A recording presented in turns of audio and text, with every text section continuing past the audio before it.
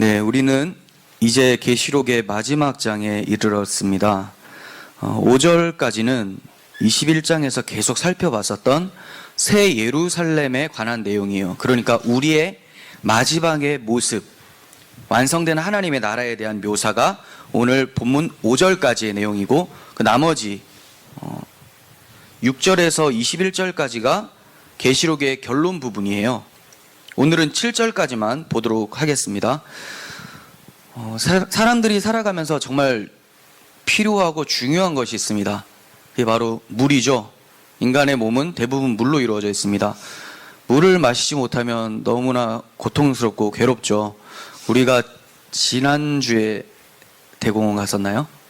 네, 그때도 너무 뜨거웠었죠, 날씨가. 그래서 물이 없어서, 물이 얼려 있는데 나오지를 않아서 꽝꽝 얼어서 이렇게 막 흔들어대고 했지만 몇 방울밖에 떨어지지 않았을 때 굉장히 힘들었었죠. 이 물이 너무 중요합니다. 사람을 살게 하는 그 육신의 생명을 가져다주는 그런 필요한 양식이라는 거죠. 근데 이 물이 처음에는 에덴 동산에서 발원이 되었어요. 우리가 생각할 때는 뭐 어디에서 갑자기 터져 나온 건가? 계속 원래 있던 고여있는 물인가 생각하는데 그렇지가 않고 에덴 동산에서 물줄기가 흘러서 내려왔다는 거예요. 창세기 2장 10절에서는 강이 에덴에서 흘러나와 동산을 적시고 이렇게 표현이 되어 있습니다. 강이 에덴에서 흘러나와 동산을 적신다. 그래서 여러분들이 아시는 유프라데스 강, 티그리스 강 지금도 있죠. 그 강이 거기서 이제 만들어진 거죠. 그런데 이 강물이 끊어져 버렸어요. 이제 더 이상 흘러나오는 것이 아니라 있는 것들이 계속 도는 거예요. 왜 끊어졌을까요? 죄로 인해서 끊어진 거죠. 하나님께서는 생명수를 공급하시다가 죄로 인해서 그들이 하나님을 떠나버리자 그 생명수 공급을 중단했어요. 물론 하나님이 중단하신 것도 맞지만 죄인들이 그 생명수 받는 것을 거절하기 시작했다는 거죠. 하나님으로부터 오는 축복은 필요 없다는 거예요. 나 스스로 충분히 살 수가 있으니까. 사람들은 목마르기는 한데 이것을 해결하기 위해서 여러 가지 사업을 합니다. 뭐 강을 만들기도 하고, 강 사업이 있었잖아요. 그런 것도 하고, 어떻게든 사업을 통해서 우리가 계속해서 좋은 물을 공급받고 좋은 환경을 유지하려고 많이 노력을 해요. 하지만 결국은 아무리 좋은 물이라도 결국은 고인물이에요. 우리가 생각할 때는 뭐 제주 삼다수가 괜찮은 거 아닌가 생각이 되겠지만 어차피 이 세상 안에서 돌고 도는 물이라는 거예요. 육신의 물뿐만이 아니라 영적인 물도 마찬가지예요. 하나님이라는 생명에서 끊어진 자들이 스스로 영적인 목마름을 해결하려고 노력을 합니다. 그게 예레미야 선지자는 두 가지를 통해서 하나님의 말씀을 들었어요. 두 가지 악을 행했는데 하나는 그들이 생수의 근원되는 나를 버린 것과 스스로 웅덩이를 판 것이다. 이렇게 하나님께서 예레미야에게 말씀해 주셨어요. 생수의 근원되는 나를 버린 것, 스스로 웅덩이를 판 것. 그런데 그 웅덩이는 뭐라고 합니까? 그것은 물을 가두지 못할 터진 웅덩이다. 즉 자기가 물을 가두어서 물을 많이 마시려고 했었는데 줄줄줄줄 새 나가서 밑바닥만 보이는, 물 못 먹는 상태라는 것을 말씀하고 있죠. 이스라엘 백성의 죄가 뭡니까? 생수의 근원인 나를 버린 것. 이거는 에덴 동산에서 무엇을 의미할까요? 하나님이 선악 나무 열매 먹지 말라라고 했더니 그걸 먹어버리는 거죠. 하나님의 말씀보다 내 의지가 더 중요하다는 거예요. 내 결정이 더 중요하다는 것. 선악과 먹음으로써 하나님을 버린 것이 되어버렸어요. 그리고 스스로 웅덩이를 판 건 뭡니까? 스스로 살 길을 찾아 나선 것. 에덴 동산에서 자신들이 벌거벗음을 보게 되자 무화과 나무 잎으로 치마를 엮어서 가려버렸죠. 그런데 하나님께서는 그것으로는 못 가린다라는 것을 보여주시고 가죽옷으로, 짐승의 가죽옷으로 그들을 지어 입혀주세요. 즉 이들은 하나님을 버리고 스스로 웅덩이를 판 것이 이들의 죄였다는 거예요. 지옥이라는 것은 이러한 육적, 영적 목마름의 최고조의 상태가 바로 지옥이에요. 영적 목마름은 무엇입니까? 이거를 아모스 선지서에서 이렇게 얘기를 합니다. 8장 11절. 주 여호와의 말씀이니라. 보라, 날이 이를지라 내가 기근을 땅에 보내리니. 자, 이제 기근에 대해서 얘기를 주시는데 뭐가 기근인지를 보겠습니다. 양식이 없어 주림이 아니라 물이 없어 가람이 아니요 여호와의 말씀을 듣지 못할 기갈이라. 네, 기갈은 줄이고 가람을 합친 거죠. 뭐가 기근이라고 합니까? 양식이 없어서 주림이 아니고 물이 없어서 가람이 아니라 하나님의 말씀이 없는 것이 기갈이다, 이렇게 말씀해요. 지금도 이 목마름은 이 세상에서 계속해서 진행되고 있어요. 마지막에는 지옥에서 최고조에 달할 것이지만 지금도 이 목마름은 있다는 거예요. 즉 하나님의 말씀은 지옥에도 전혀 없겠지만 지금도 점점 사라져가고 있다는 거예요. 물론 우리는 TV를 켜면 CTS, CBS, 굿TV 방송에서 하나님의 말씀을 대할 수 있습니다. 그런데 홍수 중에 마실 물이 없듯이 정말 말씀은 많이 흘러가고 있지만 하나님의 진정한 복음을 말씀하는 것은 점점 줄어들고 있어요. 또 좋은 물이 있다 하더라도, 하나님 말씀이 바로 선포되는 곳이 있다 하더라도 사람들은 그 물을 마시고자 하질 않아요. 똥물을 마시고 싶어 하죠. 생수를 원하지 않습니다. 썩어 있는 물을 마시고 싶어 해요. 이 부분을 사도 바울이 디모데후서 4장 3절에서 말씀합니다. 때가 이르리니 사람이 바른 교훈을 받지 아니하며 귀가 가려워서 자기의 사욕을 따를 스승을 많이 두고 또 그 귀를 진리에서 돌이켜 허탄한 이야기를 따르리라. 그러니까 말씀도 없는 상태인데 그나마 있는 그 말씀마저도 사람들이 들으려고 하질 않아요. 자기가 원하는 거 얘기해 달라고.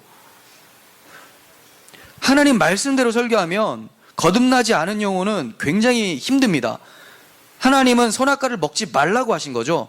왜냐하면 네 위에 내가 있다 이건데 사람들은 내 위에 누가 있다는 것을 인정하기 싫어해요. 그래서 성경대로 말씀을 전하면 굉장히 인간의 죄악된 본성하고 부딪히게 마련입니다. 그렇기 때문에 목회자들도 어떻게든 사람들의 편의에 맞춰서 귀가 가려우니까 긁어주기 위해서 말씀을 변형시켜요. 물론 변형시키는 사람들을 우리는 사기꾼이라고 하고, 또 변형시킨지도 모르고 그게 바른 말씀이라고 전하는 사람들은 무능한 사역자라고 볼 수가 있겠죠. 거듭나지 못한 사역자. 이렇게 어려운 세상 속에서 살아가고 있어요. 어떠한 기근입니까? 하나님 말씀이 사라지고 있는 것이 바로 기근이라는 거예요.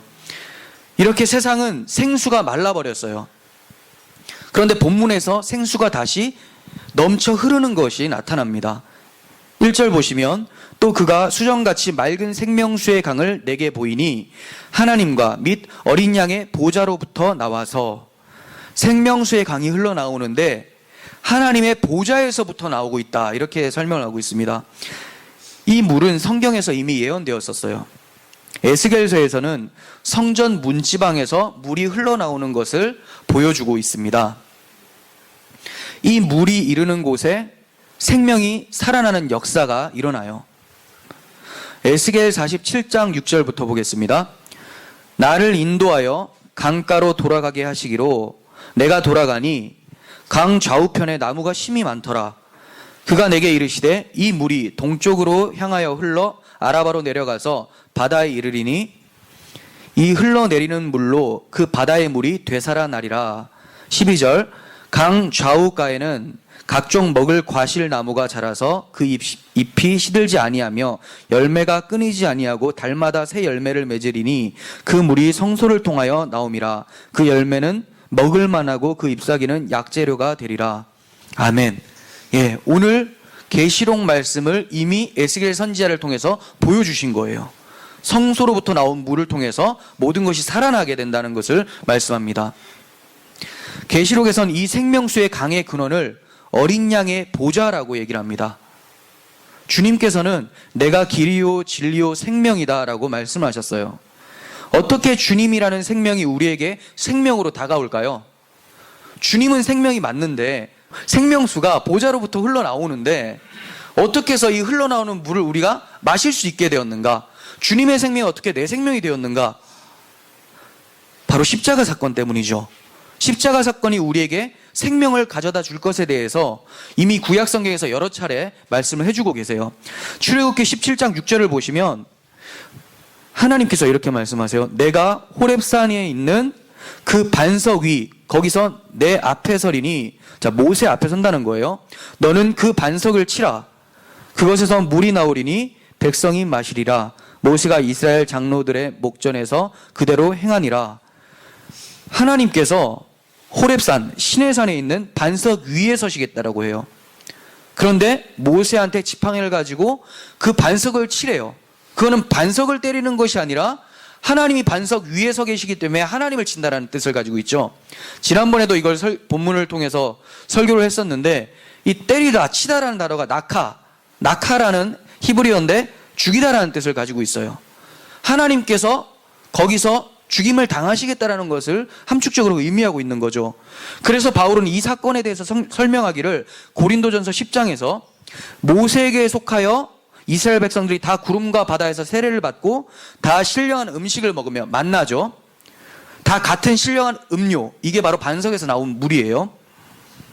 마셨으니 이는 그들을 따르는, 자, 이 말은 세 번역으로 보면 이는 자기들과 동행하는 신령한 반석으로부터 마셨음에 그 반석은 곧 그리스도시라, 이렇게 말씀하고 있습니다. 예수님께서 십자가에서 죽으실 사건에 대해서 출애굽 사건에서부터 반석을 쳐서 물이 나오는 사건을 통해서 이미 보여주셨다는 거예요. 지금 무슨 말입니까? 예수님의 십자가를 통해서 생수는 흘러나오게 된다는 것을 말씀하고 있는 거죠. 또 생수가 흘러가리라는 말씀이 스가랴서에서도 나오고 있습니다. 14장 6절, 그날에는 빛이 없겠고 광명한 것들이 떠날 것이라. 여호와께서 아시는 한 날이 있으리니 낮도 아니요 밤도 아니라 어두워갈 때 빛이 있으리로다. 그날에 생수가 예루살렘에서 솟아나서 절반은 동해로 절반은 서해로 흐를 것이라. 여름에도 겨울에도 그러하리라. 계속해서 생수가 흘러나온대요. 근데 그 날이 언제입니까? 여호와께서 아시는 그 한 날, 그 날은 이상해요. 낮도 아니고 밤도 아니래요. 어두워지는 날이래요. 언제일까요, 이게? 마태복음 27장 45절 보겠습니다. 제6시로부터 온 땅에 어둠이 임하여 제9시까지 계속되더니, 분명히 12시에서 3시까지인데 정오의 날인데 어두워진다고 합니다. 제9시쯤에 예수께서 크게 소리질러 이르시되 엘리 엘리 라마 사박다니 하시니 이는 곧 나의 하나님 나의 하나님 어찌하여 나를 버리셨나이까 하는 뜻이라. 예수님께서 십자가에서 달리신 때가 여호와께서 아시는 한 날이라는 거예요. 낮도 아니고 밤도 아니에요. 분명히 낮인데 어둠이 임했습니다. 거기에서 뭐가 터져 나온다고요? 생수가 흘러나간다고 하죠. 예수님께서 십자가에서 죽으심으로 우리에게 빛이 전해진 거예요. 생수가 흘러나온 거예요.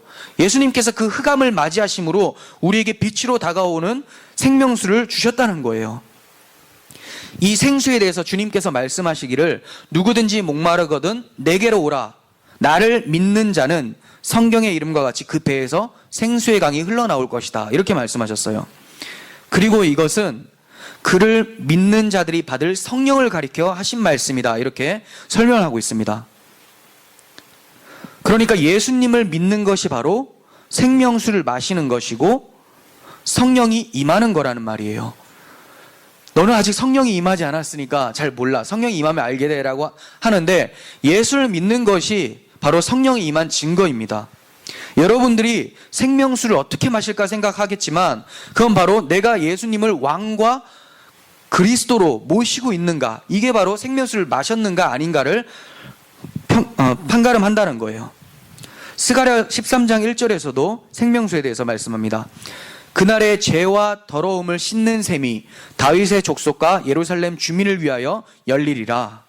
네, 하나님의 백성을 위해서 죄와 더러움을 씻는 셈이 흘러나온대요. 그리고 이사야 12장 3절, 그러므로 너희가 기쁨으로 구원의 우물들에서 물을 기르리로다. 이전에는 터진 웅덩이에서 자기가 길러보려고 했지만 이미 스스로 판 웅덩이는 터진 웅덩이뿐이라는 거죠. 그런데 이제 어떻게 합니까? 기쁨으로 구원의 우물들에서 물을 깃는다고 합니다. 죄를 씻어내는 셈, 구원의 우물, 이것이 바로 새 예루살렘에 흘러나오고 있어요. 그것은 주님을 만나는 곳이고 성령이 충만한 곳이라는 거예요. 2절 보겠습니다. 길 가운데로 흐르더라. 강 좌우에 생명나무가 있어 12가지 열매를 맺되 달마다 그 열매를 맺고 그 나무 잎사귀들은 만국을 치료하기 위하여 있더라. 주님께서는 이기는 그에게 내가 하나님의 낙원에 있는 생명나무의 열매를 주어 먹게 하겠다, 이렇게 말씀해 주셨어요. 이곳에는 생명수가 있죠. 생명나무가 있어요. 에덴 동산의 모습과 굉장히 비슷합니다. 그런데 하나 차이점이 있어요. 뭐가 없습니까?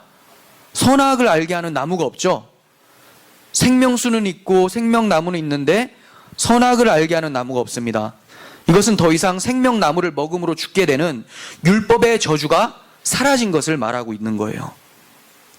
유혹하는 뱀도 사라지게 된 거예요. 이처럼 새 예루살렘에 선악과 없이 생명나무와 생명수가 있다는 것은 에덴 동산에서 죄로 인해서 사라진 복이 다시 회복되어졌다는 것을 말씀을 하고 있는 거죠. 그 복이 뭡니까? 4절에서는 주님의 얼굴을 보는 것이라고 얘기를 하고 있어요. 죄로 인해서 주님의 얼굴을 볼 수가 없어졌어요. 주님의 얼굴을 보는 것이 생명수를 마시는 것이고 생명나무의 열매를 먹는 것인데, 이것이 새 예루살렘에서 회복이 된다는 것을 말씀하고 있습니다. 그런데 우리가 기억해야 될 점은 생명수와 생명나무는 새 예루살렘에 가서야 비로소 먹게 되는 것이 아니라 지금도 우리는 마시고 먹고 있다는 것을 말씀하고 있습니다. 그런데 왜 생명수와 생명나무가 우리에게 보이지 않을까요? 왜 마시는 것 같지 않고 먹는 것 같지가 않을까요? 우리 주변에 생명나무, 생명수보다 더 괜찮은 것들이 많아 보이기 때문이에요. 마귀는 세상에 저급한 것들로 인해서 그것이 바로 생명이라고 생각하게끔 만들어요.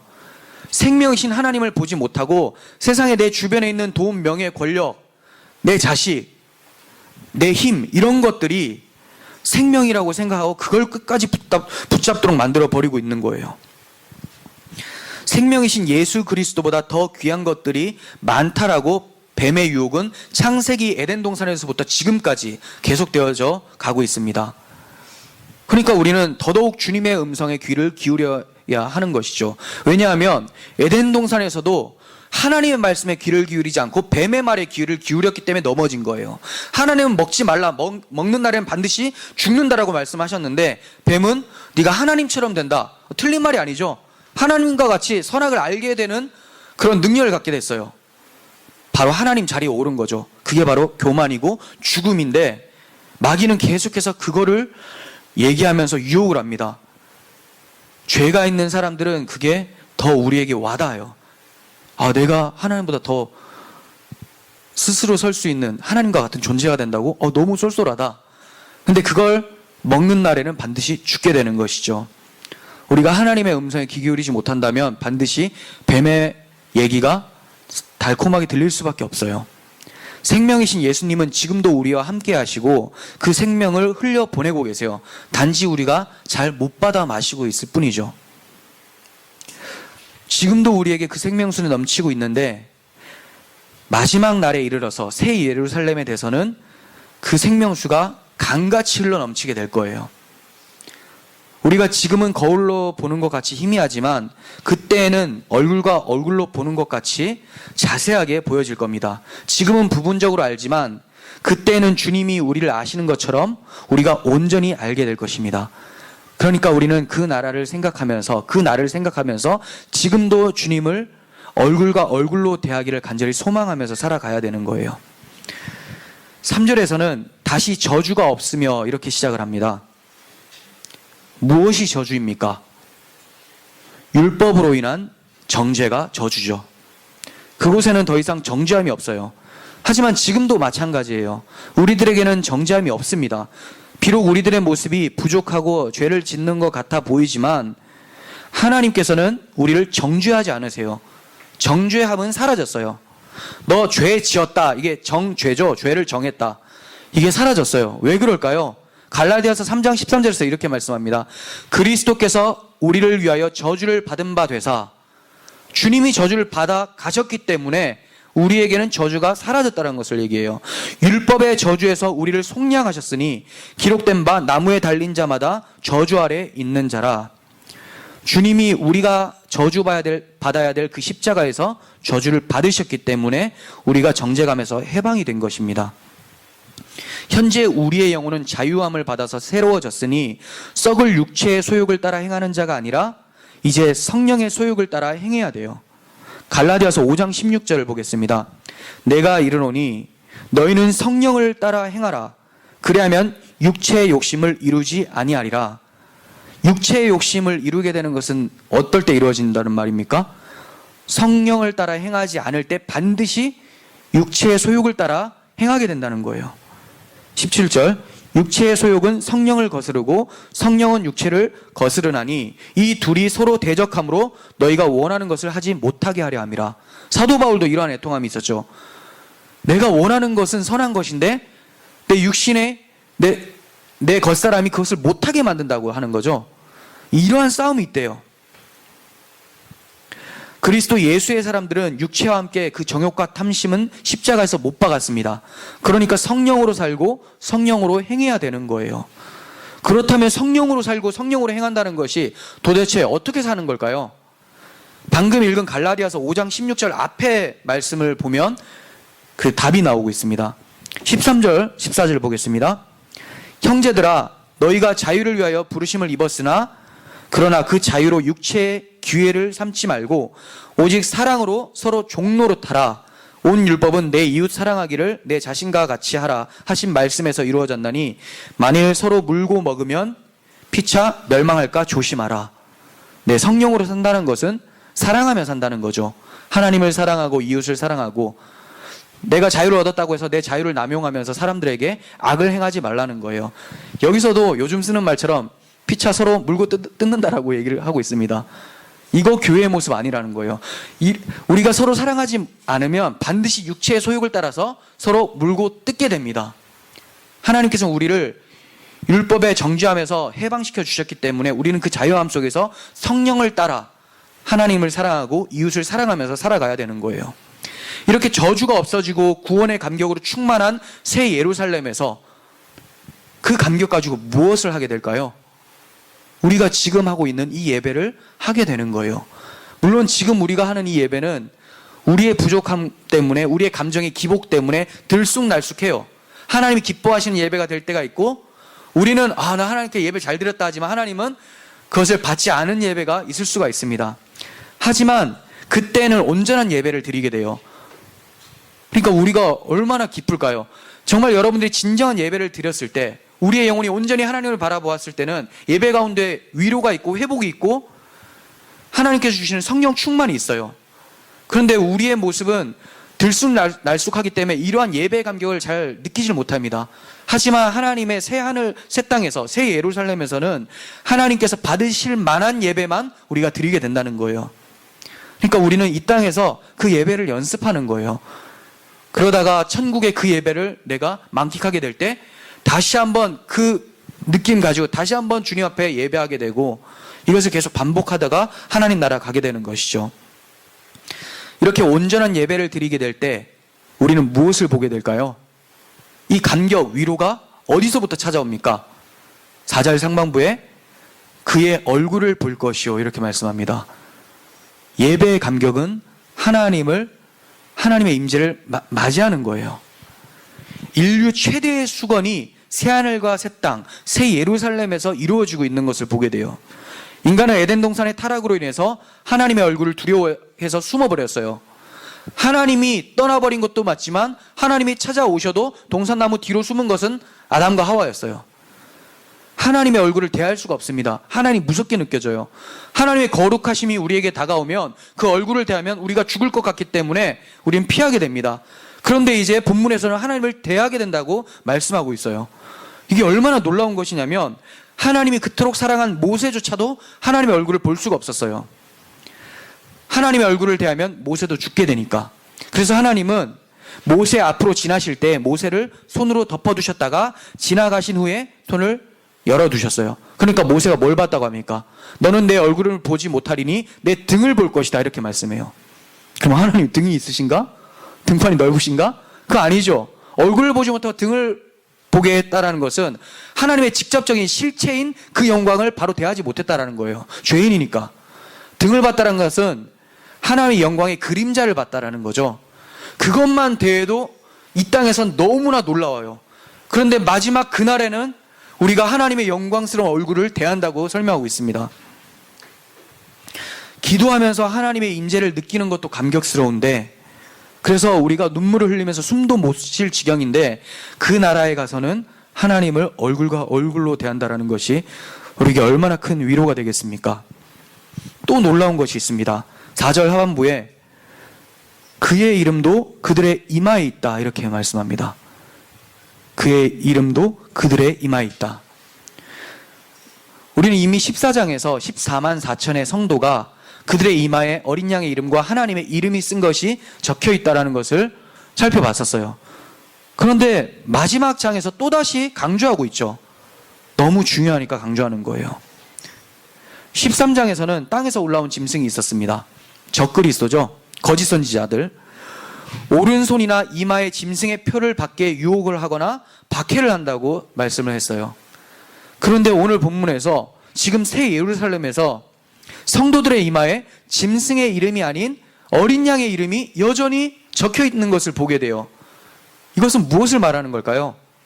내가 이 이름을 잘 지켜냈다가 아니라 이 이름을 새겨주신 성령께서 우리 이름이 사라지지 않도록 새겨주시고 지켜주셨다는 것을 말씀하는 거예요. 짐승은 자기 이름을 새기려고 하지만 이미 하나님의 이름이 쓰여진 자는 절대로 하나님 포기하지 않으시고 지켜내셔서 새하늘과 새 땅에서 우리 이마에 그리스도의 이름이 적혀 있다는 것을 보게 하신다는 거예요. 그런데 하나님이 그렇게 우리를 지켜주시고 이름을 새겨주셨음에도 불구하고 그 이름을 지킨 것이 우리가 지켰다라고 그 공로를 우리에게 돌려주시는 거죠. 이게 바로 상급입니다. 그러니까 내가 잘해서 받은 것이 아니라 하나님의 신실하심 때문에 나에게 온 상급인데, 하나님은 그것을 네가 한 거야 라고 말씀해 주시니 우리가 상을 받고도 하나님을 찬송할 수밖에 없는 거예요. 교만할 수가 없습니다. 우리가 정말로 성도라면 우리들의 이마에 지금도 어린 양의 이름은 쓰여 있을 거예요. 그렇다고 해서 이렇게 네임펜으로 쓴 게 아니죠. 무슨 말입니까? 우리들의 영혼에 예수 그리스도의 영혼이 새겨져 있다는 거예요. 이름이 쓰였다는 것은 내 거라는 뜻이죠. 내 거. 그러면 정말로 여러분들은 주님 거답게 살아가고 계십니까? 주님은 그 이름을 반드시 지켜주시지만 교회가 싸워서 이기는 방법으로 지켜주세요. 그러니까 열심히 믿음의 싸움을 해나가야 되는 것이고, 이 싸움을 시작하신 분이 마칠 때까지 함께 싸워주시기를 간절히 기도하면서 살아가야 되는 것이죠. 5절 보겠습니다. 다시 밤이 없겠고 등불과 햇빛이 쓸데없으니 이는 주 하나님이 그들에게 빛이심이라. 그들이 세세토록 왕노릇 하리로다. 네, 우리가 앞서 21장에서도 비슷한 말씀을 봤었죠. 여기서 다시 밤이 없다라고 합니다. 왜 밤이 없습니까? 하나님의 영광이 비춰지고 있기 때문에. 새 예루살렘은 하나님의 영광이 충만한 곳이에요. 어느 정도로 충만할까요? 새 예루살렘의 모형으로서 이 세상에 있었던 것이 모세의 장막이었어요. 하나님께서 모세가 장막을 다 만들고 나서 거기에 임재하셨더니 성막의 여호와 영광이 너무 충만해서 모세가 들어갈 수조차 없었다, 이렇게 얘기합니다. 모세도 못 들어갈 영광이에요. 그리고 솔로몬이 성전을 건축하고 나서 거기에 하나님의 영광이 임하니 제사장들이 그리로 들어갈 수 없었다라고 표현하고 있습니다. 하물며 그 모형에서조차 그토록 영광스러운데 실체인 하나님의 나라 새 예루살렘에서는 그 영광이 오죽하겠습니까? 그런데 계시록에서는 그 새 예루살렘이 하나님 나라임과 동시에 누구라고 하고 있어요? 우리들의 영광이라고 하고 있어요. 우리들이 이토록 영광스럽다고 하는데 우리는 그 영광스러움을 잘 보지 못하고 있어요. 세상은 우리를 조롱하고 박해하고 시시하다고 봅니다. 초라하다고 봅니다. 왜 그렇습니까? 그들의 눈에는 하나님의 영광스러움이 보이지 않거든요. 당연하죠. 예수님조차도 영광스러워 보이지 않았기 때문에 십자가에 못 박은 거 아닙니까? 우리는 지금도 새하늘과 새 땅에서의 그 영광을 지금도 가지고 있음에도 세상은 그것을 알아보지 못해요. 하지만 더 안타까운 것은 세상은 못 알아보더라도 교회는 알아봐야 되는데, 자기들이 얼마나 영광스러운 그 영광을 가지고 있는지 알아봐야 되는데 교회조차도 모르고 있다는 거예요. 하나님의 영광스러움을 썩어질 우상의 것으로 바꾸어 버린 것이 현실 속에서 팽배하다라는 거예요. 바울은 교회의 영광스러움을 잃어버릴까봐 염려하면서 기도를 하고 있습니다. 이 기도를 보겠습니다. 에베소서 3장 16절이에요. 아버지께서 그분의 영광의 풍성하심을 따라 그분의 성령을 통하여 여러분의 속사람을 능력으로 강건하게 하여 주시고 믿음으로 말미암아 그리스도를 여러분 마음속에 머물러 계시게 하여 주시기를 빕니다. 여러분이 사랑 속에 뿌리를 받고 터를 잡아서 모든 성도와 함께 여러분이 그리스도의 사랑의 넓이와 길이와 높이와 깊이가 어떠한지를 깨달을 수 있게 되고 지식을 초월하는 그리스도의 사랑을 알게 되기를 빕니다. 그리하여 하나님의 온갖 충만하심으로 여러분이 충만하여지기를 빕니다. 저 또한 그렇게 되기를 빕니다. 그런데 하나님의 온갖 충만하심으로 여러분들이 충만해지기를 빈다라고 했는데 앞에 무슨 말이 있죠? 그리하여라고 해요. 그리하여 하나님의 충만이 여러분들의 충만이 되길 원합니다. 이렇게 표현하고 있습니다. 이 그리하여가 뭡니까? 바로 19절에서 지식을 초월하는 그리스도의 사랑을 알게 되는 것. 이것이 하나님의 영광을 지키는 방법이에요. 나는 하나님의 영광을 내가 꼭 지키겠어. 아무리 여러분들이 다짐해도 그건 기만밖에 안 돼요. 어떻게 지켜야 된다고요? 날마다 그리스도의 사랑을 묵상하고 그 그리스도의 사랑 앞에 나아가야 되는 것이죠. 복음을 듣고 그 복음을 묵상하고 복음 안에서 기도하는 것이 하나님의 영광을 지키는 거예요. 그럴 때 우리가 얼마나 영광스러운지를 발견하게 되고 세상에서 아무리 박해가 있고 환경이 어려워도 우리가 그 영광스러움 가지고 그 새 예루살렘에서의 영광스러움을 이 땅에서 보면서 살아가는 천국의 기쁨이 있을 것인데 그 영광을 보지 못하니까 나는 왜 이럴까? 기독교인인데 왜 이렇게 기쁘지 못하지? 왜 그런지 아시겠죠? 그리스도의 사랑, 지식을 초월하는 그리스도의 사랑을 잊어버렸기 때문이에요. 다시 한번 회복해야 돼요. 다른 것을 회복하는 것이 아니라 그리스도의 십자가 사랑을 회복해야 되는 것이죠.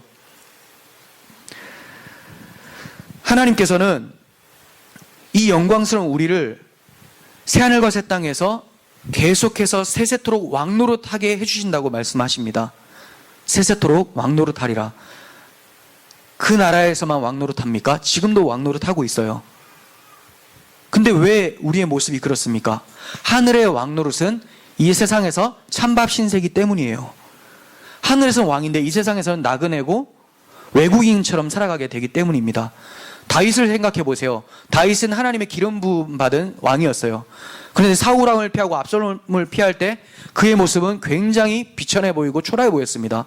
하지만 그럴 때에도 그는 왕이었어요.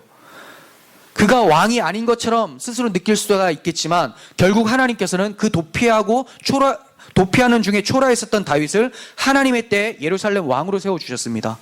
우리도 우리의 모습이 초라하고 연약해 보이고 이게 무슨 왕인가 생각하겠지만 지금도 왕의 신분이고 하나님의 때에 반드시 우리를 새하늘과 새 땅에서 왕의 모습으로 세워주신다는 것을 믿으시길 바랍니다. 그래서 제발 좀 믿으라고 주신 말씀이 6절이에요. 또 그가 내게 말하기를 이 말은 신실하고 참된지라. 너무 안 믿으니까 신실하고 참되다. 좀 믿어라.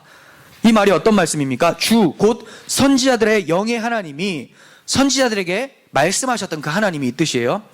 그 종들에게 반드시 속히 되어질 일을 보이시려고 그의 천사를 보내셨도다.